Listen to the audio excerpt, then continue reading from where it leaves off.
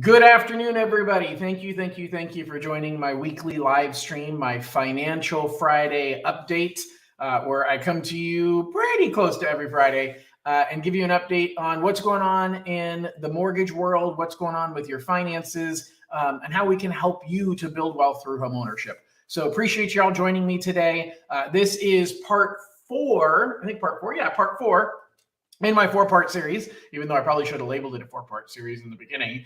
But it's part four in my series of videos. Edwin says USDA. Edwin has started out strong with wanting to talk about USDA. We absolutely will talk about USDA. Kathleen, hey Kathleen, how are you? Thanks for joining. So part four in my four-part series of how to buy a home with zero down payment.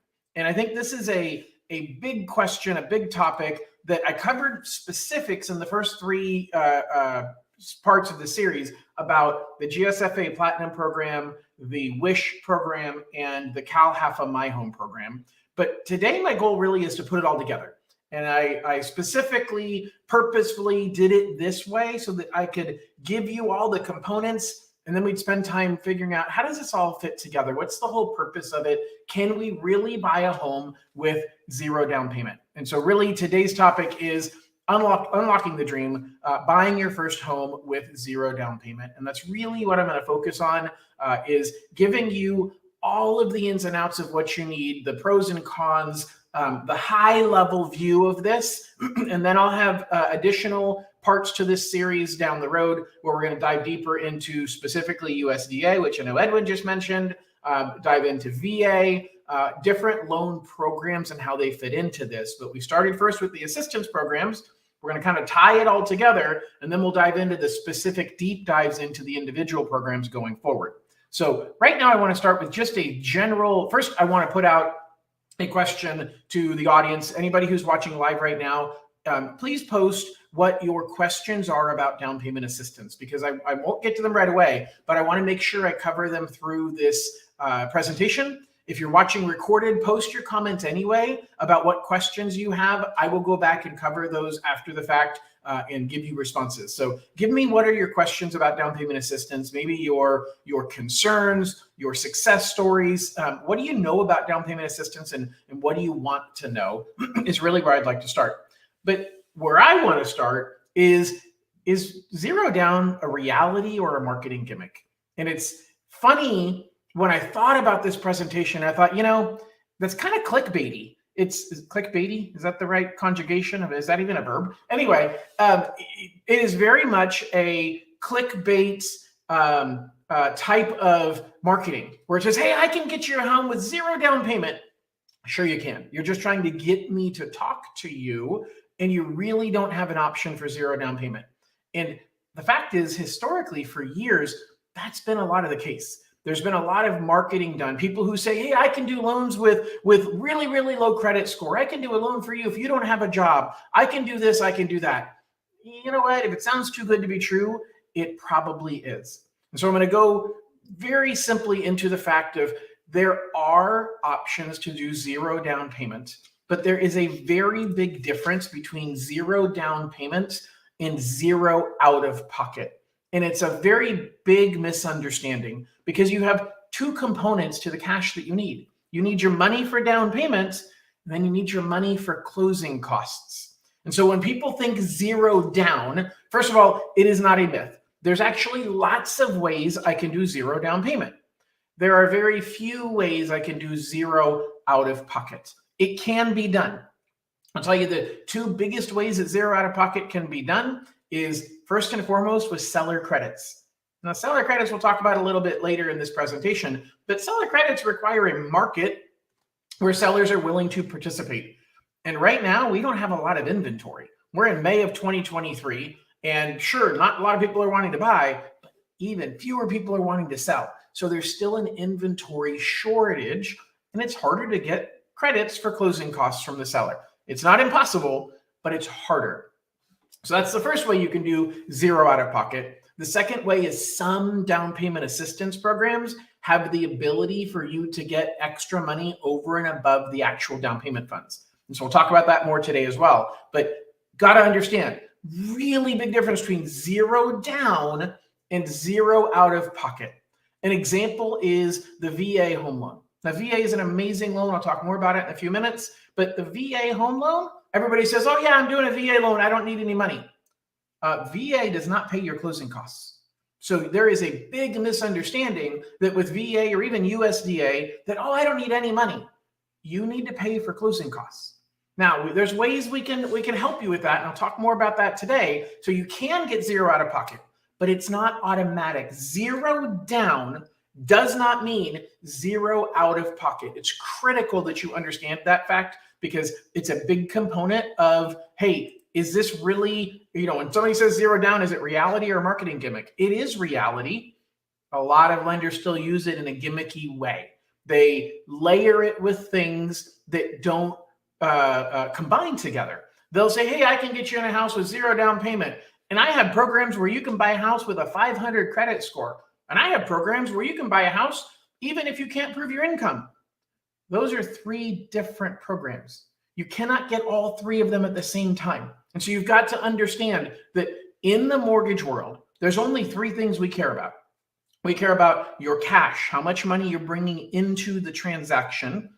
You care about your credit, how well you've paid your bills in the past, because it's the best indicator of how well you're going to pay them in the future. We care about your income, because your income, no matter how good your credit is, no matter how good your down payment is, if you don't have enough income coming into your household, it's impossible for you to succeed in making your monthly payments. So when you think of those three things, I've got ways to fix any one of the three by itself, but the other two need to be strong. And so if you have an issue with your down payment, you've got to have stronger credit and you've got to have better income, a lower debt to income ratio. If you have a problem with your income, I've got options to get you either proving your income in different ways. I've even got some scenarios where I don't need to prove your income at all, but you need to have a bigger down payments and you got to have stronger credit. And then if you don't have good credit, I've got options to help you with bad credit, but you better have a decent sized down payment and you need to have good income, low debt to income ratio. So those three things play together. So be careful getting pulled into the marketing gimmick of somebody saying, I can do this and I can do this and I can do this. They all three may be true, just never at the same time. So recognize that that kind of thing that sounds too good to be true, it usually is.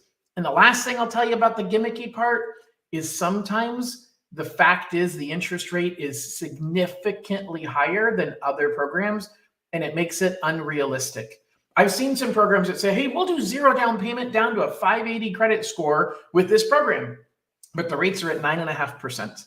That doesn't make it a good deal. You've got to be careful as people are looking at different scenarios and proposing different things from a marketing perspective. If it sounds too good to be true, double check your numbers, okay? So here's what we're looking at. Let's go through here really quick. Wrong button, John.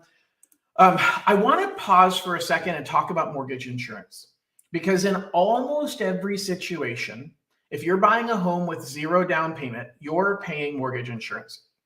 And everybody says mortgage insurance is a bad thing. I agree. I agree completely.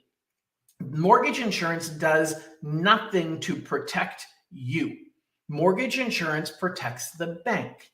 Why do you want to protect the bank? You have no skin in the game, meaning you have no, it doesn't help you that the bank has this insurance, but it means the bank's willing to do the loan.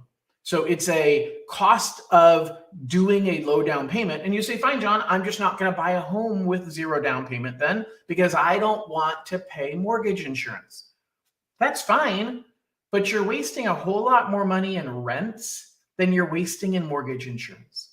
You're wasting a whole bunch more money in lost tax savings than you're wasting in mortgage insurance. If you kept renting, you'd lose the tax savings. You're wasting a whole lot more money in lost equity appreciation if you said, hey, I'd rather rent and not buy than to have mortgage insurance. It is a trade-off. Everything in life is a trade-off. Let's be real. So you've got to decide, is that trade-off worth it to me? Mortgage insurance is simply a cost of that transaction. And it's something you have to build a bridge and get over. Because if the math works, if you can justify making the monthly payment, it really doesn't matter whether it's called mortgage insurance or it's called interest or it's called some. People get too hung up at the end when they're 2 years into their loan and they're like, oh my gosh, look at my mortgage statement. I've got $200 a month being wasted going to my mortgage insurance. How about looking at the amount of equity you have in your home? All of my clients get a monthly email from a system called HomeBot. And that system tells you how much equity you've built in your home from month to month to month. How about you look at your HomeBot report? It's basically your bank statement for your equity in your home. And your HomeBot report tells you that, yeah, you're throwing away $200 a month in mortgage insurance, but you've gained $10,000 in the last year in equity in your home. So is the $200 a month worth it? Absolutely, when you gained $10,000 in equity in your home. And so this is really about understanding the trade-offs and recognizing that if you are hard and fast saying I refuse to pay mortgage insurance, you're going to need to save for a big down payment. But you're going to end up delaying your purchase and you're going to be in a position where you're going to pay more for the home. And over time, I'm not telling you where house prices are going tomorrow or next month. What I'm telling you is I can show you charts historically where house prices have always gone up over time. And when they dip, they've never dipped for longer than 10 years. The longest dip we had was actually 2007, 2008, when the Great Recession started, and that was caused by mortgages. And that dip was erased in 10 years. So you had a drop in housing prices that were back up 10 years later, and now they've continued to go up beyond that. Nobody thought they'd go higher. Everybody thought in 2012, man, this is where prices are going to be because we had the Great Recession and that just ruined housing. It's not a good idea to own a home. So understand, everything is a cycle, and paying mortgage insurance, it's something that is a cost of buying a home now, but your cost if you don't buy a home now is how much higher is the price in 2 or 3 years. Think about if you would have bought a home in 2019, 4 years ago. How much equity would you have in that home? Would you be worried about the mortgage insurance you spent, or would you be happy that you purchased the home? I have never talked to somebody who has bought a home 30 years ago and owned that home who said, man, I wish I never did that. I don't care when I talk to them. I don't care when they bought their home. The stability it provides to you and your family, the financial rewards that you get. There was a survey recently that said the average homeowner is 40 times more wealthy than the average renter. 40 times more wealth comes from home ownership. And it's about how long you're a homeowner. It's not about timing the market. It's time in the market. So let's dive in and talk about down payment assistance. And more importantly, I'm just talking about zero down payment. How do I buy a home with zero down? What are the components of a zero down home loan? And there's really 3 components. Okay. The first component is the primary mortgage. Now, this is where there's really 4 different types of mortgages that we're looking at. Excuse me. We are looking at a FHA loan. So FHA stands for Federal Housing Administration. FHA does that's 3.5% down payment, and most people think that 3.5% down with FHA is the smallest down payment loan program. The fact is, it's not. Okay. So by the way, I see the questions, Edwin and Leo, and I'll be getting to your questions in a couple of minutes. So your 3.5% down payment with FHA is not your smallest down payment. As a matter of fact, it's the biggest required down payment out of the 4 ways to the 4 basic primary mortgages that you can get. The second option, by the way, FHA, before I finish, is very forgiving. FHA will go lower in credit score. It has more forgiveness in how much your debt to income ratio is. So FHA is a great program and it's very, very forgiving, but it is not the smallest down payment. It's actually the biggest required down payment. The next smaller down payment comes from a conventional loan. Conventional loan is a loan that is underwritten with the rules from Fannie Mae or Freddie Mac. And so I determine which rules work best for you. Are you better off going Fannie Mae or better off going Freddie Mac? That's up to your trusted lender.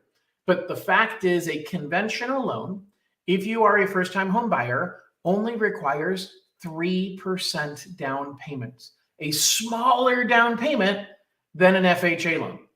Now, conventional loans have private mortgage insurance, meaning it's private companies. And so that mortgage insurance varies depending upon your credit score, depending upon your debt to income ratio. Sometimes if you're really well qualified, it's super cheap. And sometimes when you're not so well qualified, it's super expensive. FHA is much more forgiving, as I said a minute ago. FHA charges almost the same mortgage insurance to everybody. So very little difference. So if you're the lower end of the credit score and a smaller down payment, FHA is going to have much, much cheaper mortgage insurance. But both FHA at 3.5% down and the conventional loan at 3% down, you're saying, John, you're kind of missing the boat here about zero down payment. How in the world am I doing zero down payment if I'm required to have 3% or 3.5% down? Well, that's where the second component comes in, which is the assistance loan. I'm not going to talk about the assistance loan yet because I'm not done talking about the other two loan programs. But the assistance loan covers that 3 or 3.5% down. Now, what are the other two loan types? The other two loan types are VA loans. So VA loan is a loan with the Veterans Administration. So thank you to everyone who has served our country by serving in the armed forces. And one of your benefits, if you served for a long enough period of time in an honorable discharge, is you have the option of utilizing a VA loan program. The VA loan requires zero down payment, and you can use it over and over and over again. So the conventional loan says, hey, if you're not a first-time home buyer, you have to put 5% down.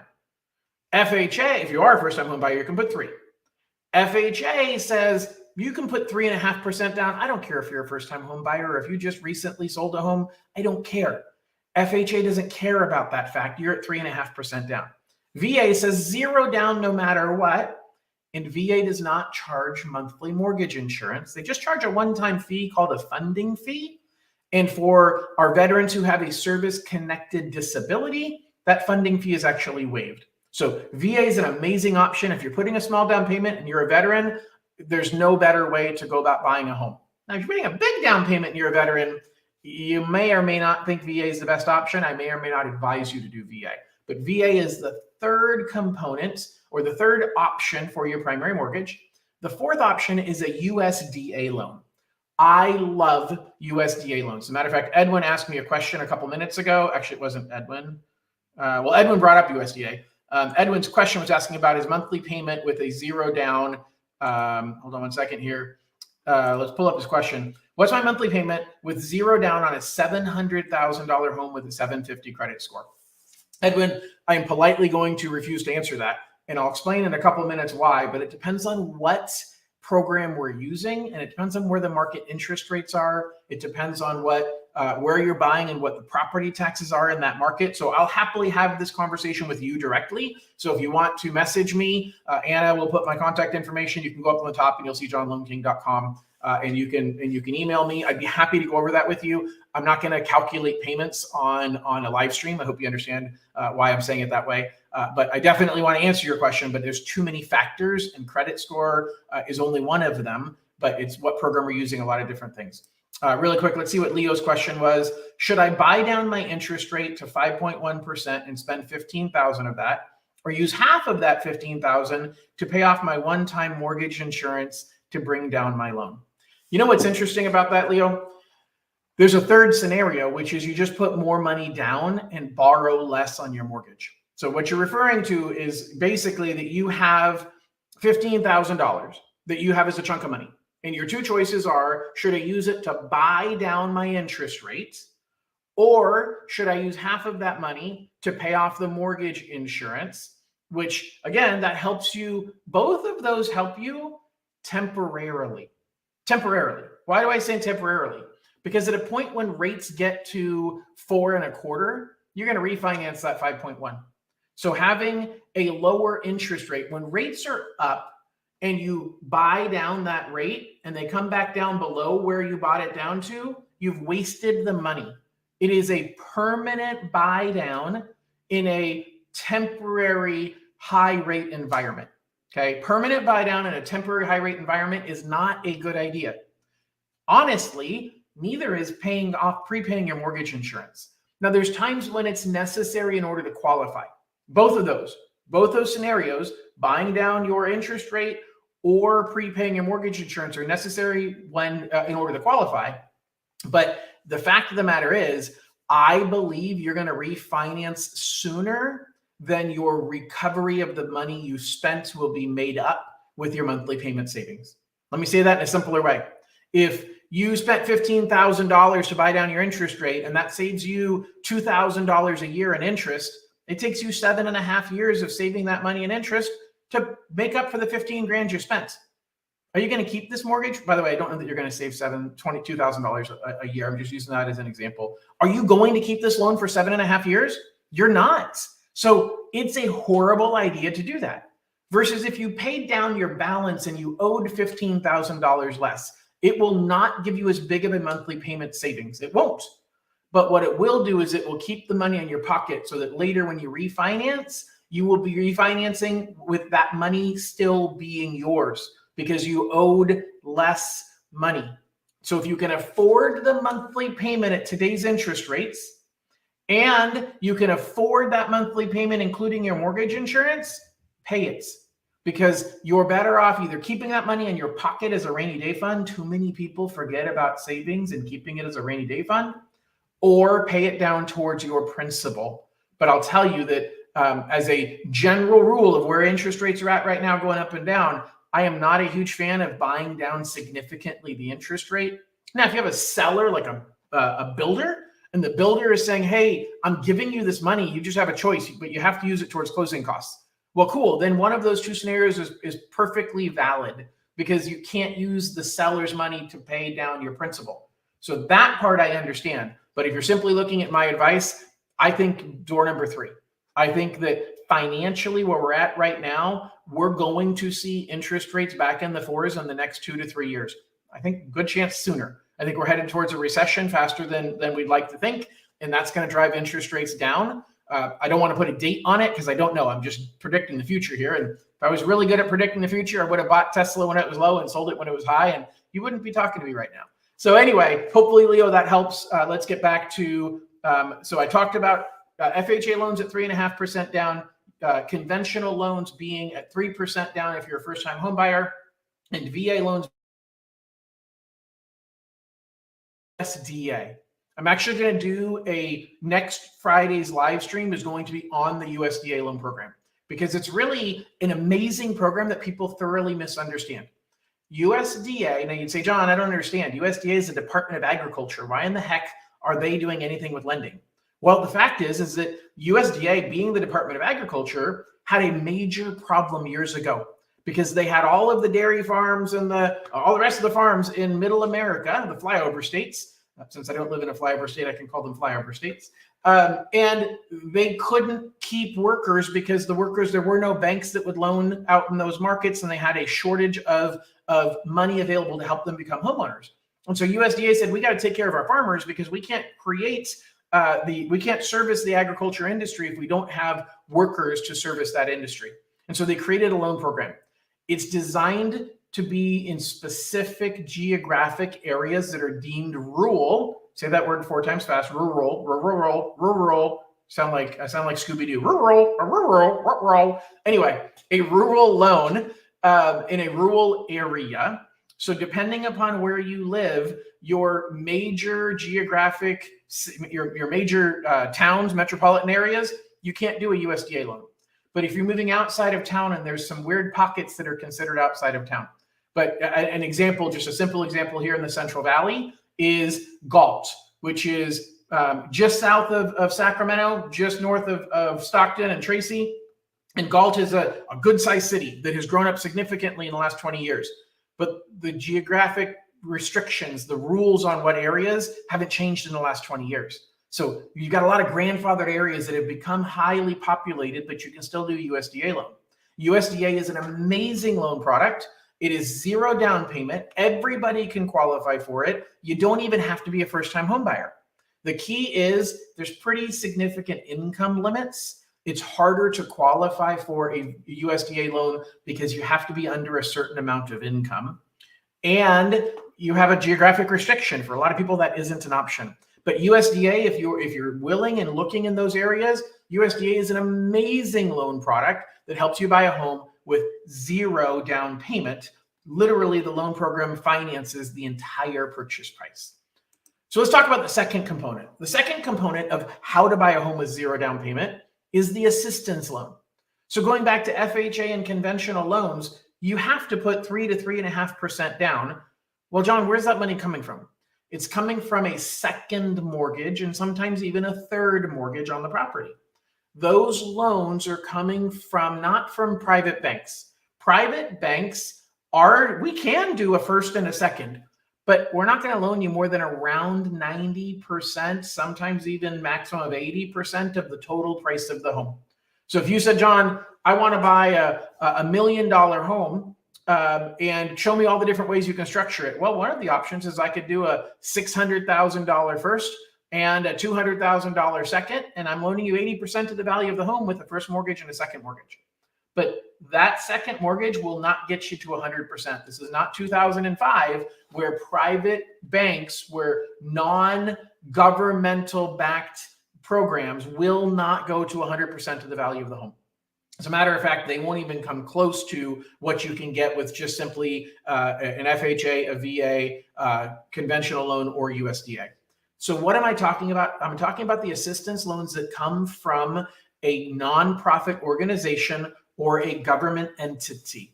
So these are the programs we've talked about over the last few weeks. The GSFA Platinum program, the GSFA Open Door program that currently the door is closed. There's no money for the Open Door program. The Cal HAFA Dream for All program, which, by the way, I've got, if you watch on my John Lone King YouTube channel, I do a monthly market update or weekly. I do a weekly market update. My market update this morning has some news about what the California Association of Realtors is doing relative to the Dream for All program, and they're pushing the state government for a lot more money. So check out that video if you want more information on that. But here's the deal. By the way, the video's not out yet. I recorded it this morning. It'll be published this afternoon.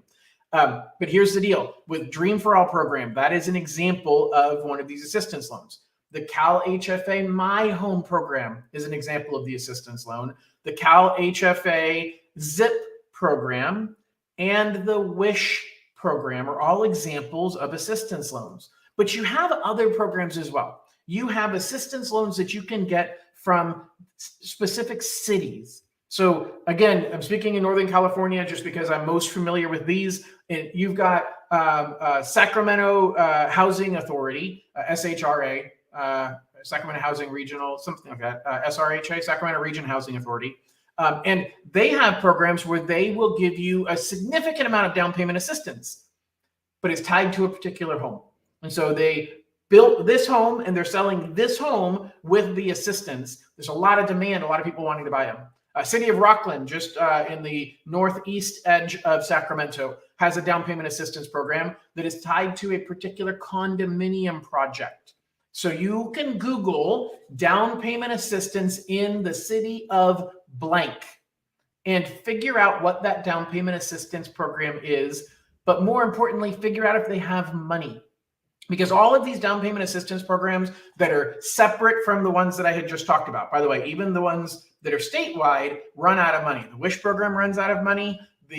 Obviously the Dream for All program ran out of money. The Open Door program is dysfunctional right now. So the money does run out on some programs. The Platinum program, I don't expect to ever run out of money.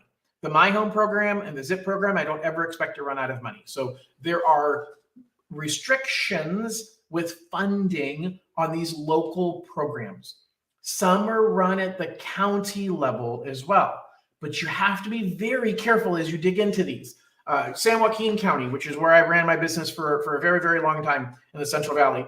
San Joaquin County they still have it, but they don't have money. They had a GAP program, which is basically the same as a down payment assistance program. They're just covering the gap between what you have for down payment and what you need for down payment. And the GAP program was countywide, except that it only covered geography that was unincorporated, meaning it had to be county land. So people would say, well, man, I live inside that county. I can use this program. No, because you live within city limits of a city that's within that county. And so just read the fine print or send it to me. So if you find something in the city that you're looking at, send the rules to me and say, John, can you help me understand this and dig into it? I know what questions to ask. Just understand that sometimes the geography of a local program has restrictions that say you have to live in the city for at least a year that you're buying in, or you have to have worked in the city for at least a year that you're buying in. So there's lots of little restrictions when it comes here. So Edwin asked a question about USDA, and he said, is there anywhere around San Diego County for USDA? Edwin, I'm going to do this on the fly right now. So we are going to, let's see if I can do this really quickly here. I'm going to pull up USDA eligibility. All right, so I'm going to go to the USDA website. I'm going to share my screen. Anna is going to follow along and make sure that you guys can see it well enough. So let's see, present, share screen, and I am trying to go right to there. All right, so I'm sharing that tab. Oop, it won't load. See what happens when you do something live? Hold on one second, Edwin. Let me see if I can show you this. This is good for everybody. I'll go through this in more depth next week. So if I can't get it to load, then we'll have to do it next week. Hold on, USD eligibility. It is this one right here, eligibility.usda.gov. And it is not cooperating. Okay, so Edwin, I tried. Sorry, that's what you get for trying to do it live and in person. I will show you next, because I wasn't prepared to go that deep into USDA. Next Friday, I'm diving deep into USDA, so I will make sure that I show you how to get to that map. But you can go to this page, and it will show you the geography. You can put in a zip, an exact address, and it will take you right there, and it will allow you to, how do I want to say this? It will allow you to see the shading of knowing, hey, anything that's in this area is not eligible. Anything in this area is eligible. So next Friday, there's my teaser, Edwin. I'll see you next Friday, and we'll go really, really deep into the USDA program. So the assistance loan, here's the deal. There are lots of programs out there. There's lots of ways in which we can use them. Some of them require that we're tied to a specific primary loan. The Dream for All was a great example. The Dream for All program said, hey, you can do the Dream for All, but your first mortgage must be a Fannie Mae conventional loan. So they are very specific, saying, hey, for this assistance, you have to tie it with this particular first mortgage. For the Cal Half of My Home and GSFA Platinum, they'll allow for conventional or FHA. There's multiple scenarios that we can layer them together. But in those cases, you have to get the conventional or FHA loan from Cal HAFA or GSFA. We can't use one that goes through my company. They won't do their assistance without it being their first mortgage. A lot of the local programs don't have any kind of restriction like that. But here's the deal. Oops, hold on. I was going to go into, well, I'll go into the third step, and then we'll get into layering. So the third step so you've got your primary loan covers 96.5% to 100% of the purchase price. Your assistance loan can give you anywhere. Actually, I want to back up and talk about the assistance loan. The assistance loan in dollars is giving you anywhere from the 3 to 3.5% down in some cases to a set dollar amount. Sometimes it's a percentage. Sometimes the WISH program, for example, matches your money 4 to 1. So if you give up to $7,250, they'll give you another $29,000. It's forgiven after 5 years. If you didn't catch that video, I covered that a couple weeks ago. The link will be down below in the description, where you can catch or check my history of my on whatever channel you're watching on, and it'll be on there. So here's the deal, though. Each of these programs is a little bit different on how much money they'll give you. A lot of them you can get money for closing costs, but a lot of them you cannot. And so you have to say, hey, if I'm doing a VA loan, I can layer that with the My Home program, and I can actually get 0 down, and I can get 3% towards closing costs. Remember, your closing costs are more expensive on down payment assistance loans. So you're still going to need some extra money out of your pocket, or you're going to need money from the seller. And that's really the next step, which is seller credits. Why would a seller give you a credit to help you come up with 0 down payment? The answer is simple. The seller would give you a credit because they're still going to get as much money out of the sale of the home, more money from you out of selling their home at that price after the seller credit than what they would get from anybody else. It's that simple. It's math. It's money. A lot of people go into the home buying process saying, hey, I'm going to lowball the seller and I'm going to take their price and I'm going to undercut it by 10%. Well, guess what? You're only undercutting their price by 3%. But if somebody else is willing to offer them more than their asking price or equal to their asking price, you're not going to get your offer accepted. And so understand, seller credits really work best when you have a home that has been sitting on the market for 2, 3, 4 weeks with no price reductions, because the seller's getting nervous that they've overpriced their home. If you offer them full price and you ask for a seller credit, you are much more likely to succeed than if you find a home that just went on the market yesterday, because that seller has high hopes they're going to get a bidding war and sell it for more than what they're listing the house for. So it's about being strategic when you're asking for seller credits, but there are always opportunities in every market. Even in the hottest markets in 2020 to 2021, I was having my clients get seller credits regularly. It is simply a matter of you understanding how to negotiate.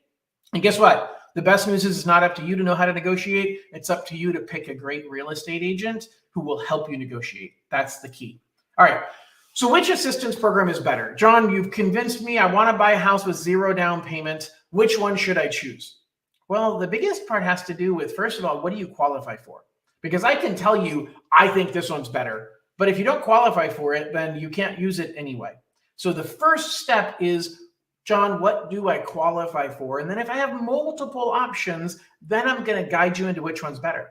But the second thing you've got to think about when we think about which program is better is, how long do I expect to stay in this home?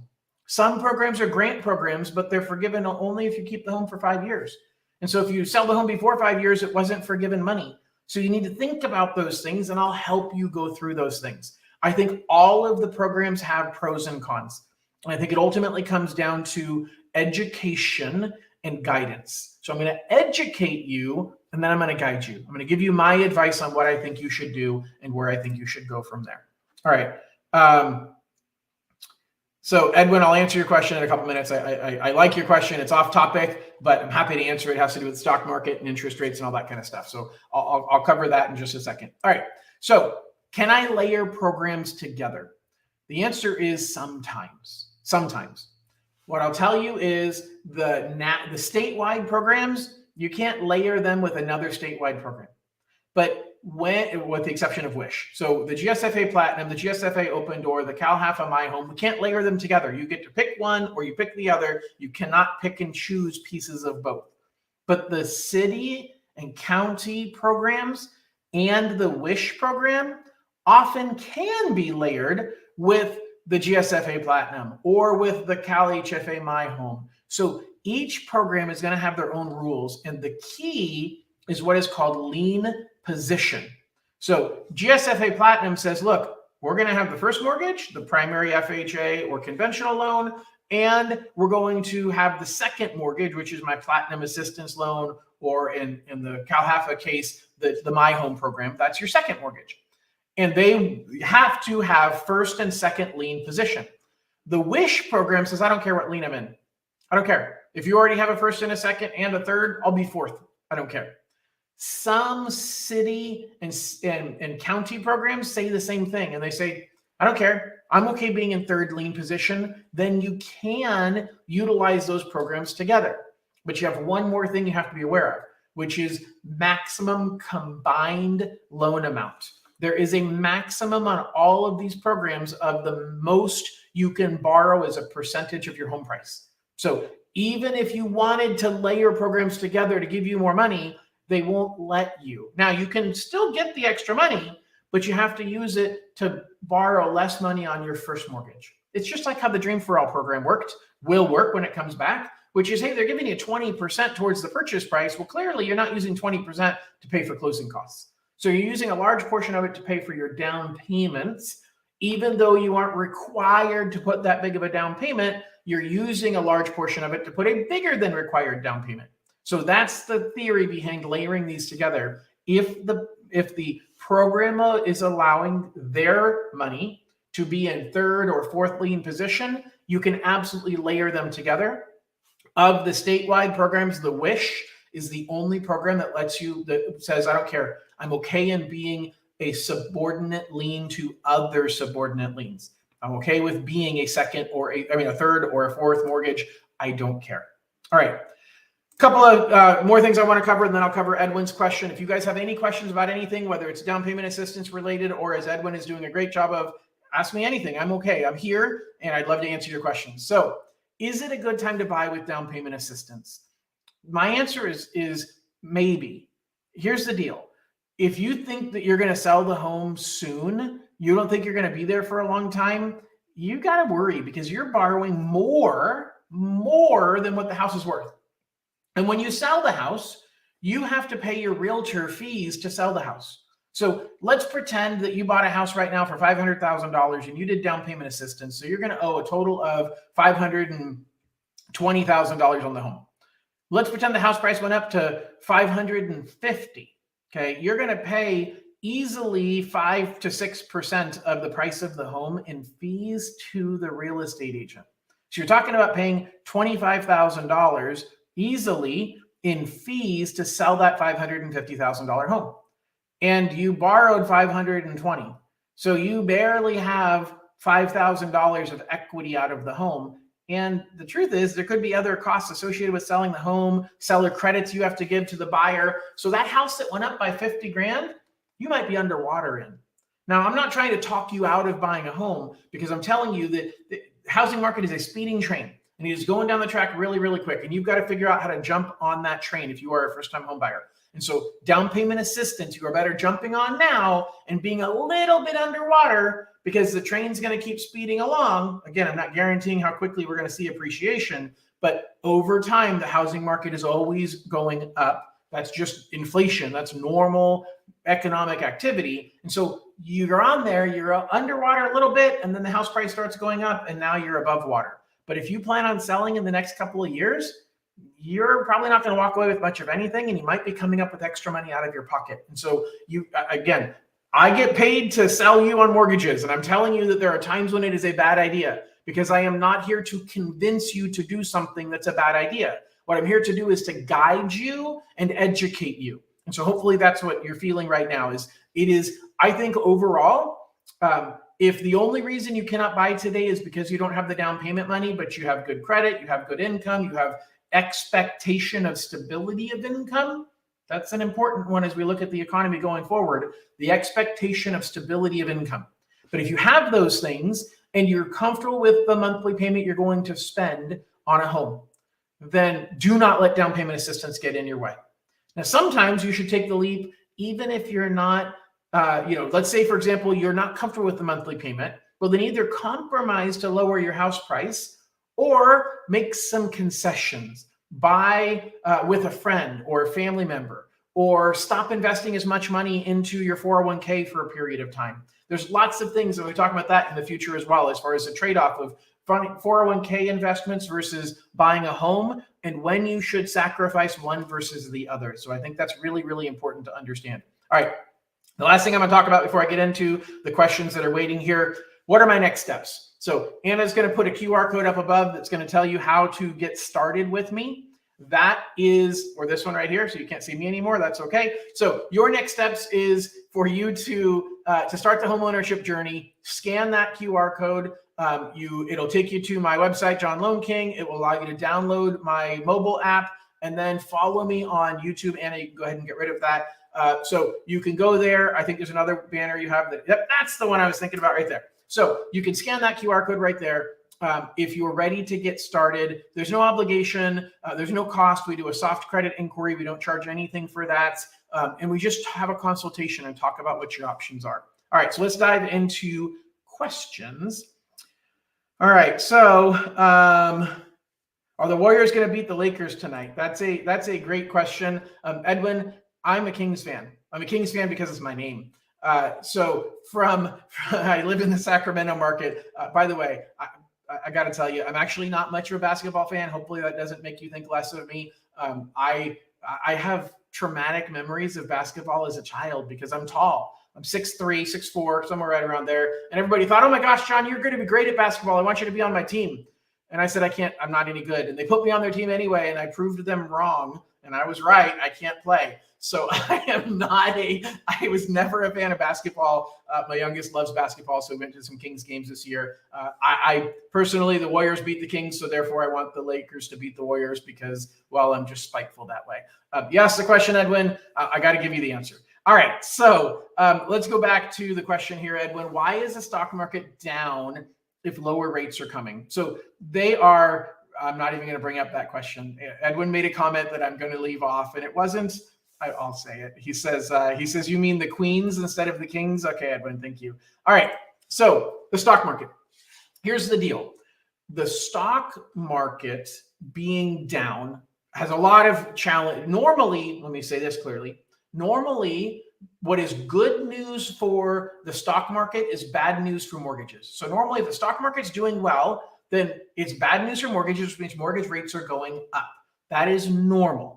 That means if the stock market is doing bad and is going lower, that is bad news for the stock market, which is good news for mortgages because mortgage rates are going down as well. So they're opposite. Bad news for the stock market is good news for mortgages, except when we have economic cycles shifting like we're dealing with right now. Because ultimately, the challenges we're up against, whether it be the debt ceiling, by the way, my video is coming out this afternoon. I talk about the debt ceiling and how I think that's going to impact the mortgage industry, whether it be the debt ceiling that we're talking about, whether it be the impending recession, which is really what you're talking about, Edwin, is a recession brings lower interest rates. And so with a recession, the stock market is going down. That's bad news for the stock market. The economy is slowing down, but the Federal Reserve at that point starts lowering interest rates to spur the economy back up. And so interest rates fall, house prices go up in a recession. So really, why is the stock market down is because the stock market being down is part of the whole process of us hitting a recession. And it's the recession that leads to the lower interest rates.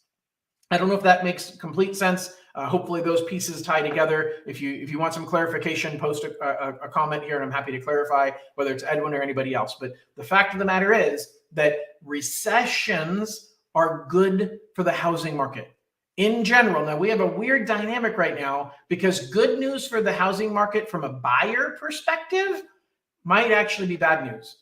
We saw that when the Dream for All program came out. We saw a lot of buyers, but there weren't extra homes for sale. And so it caused housing prices to spike temporarily and people had to pay extra for homes. And so it is, if we end up where we have interest rates dropping, we're going to have a lot more demand. But unless we have more supply, we're in trouble because you're going to end up paying a lot more for homes because prices are going to go up very, very quickly. So I try to predict the future. I try and tell you where I think things are going. I think I have some good feeling on who I should listen to and who I shouldn't. But let's be clear, everybody is guessing, just like the weatherman guesses what the weather is going to be. I'm guessing, but I look at history. I'm a student of my industry. I'm fascinated by how all the pieces work together. And I think it helps me to explain these things to all of you in a way that is simple and makes sense. And so the bottom line answer is we're going to see a lot of volatility right now. We're going to see the markets, whether that's the stock market, the housing market, the interest rate market, the markets are looking for signs. And so every time they see a sign that points one direction or another, they're going to run that direction towards that sign and then realize, oh, wait, I was wrong. They're going to run the other direction towards a different sign. Expect a lot of volatility. And so the stock market being down right now is part of the volatility. And you're going to see the stock market spike. I'm seeing today, it's funny, my video that I recorded this morning that is coming out this afternoon, I talked about how interest rates started today were the lowest they've been in a month.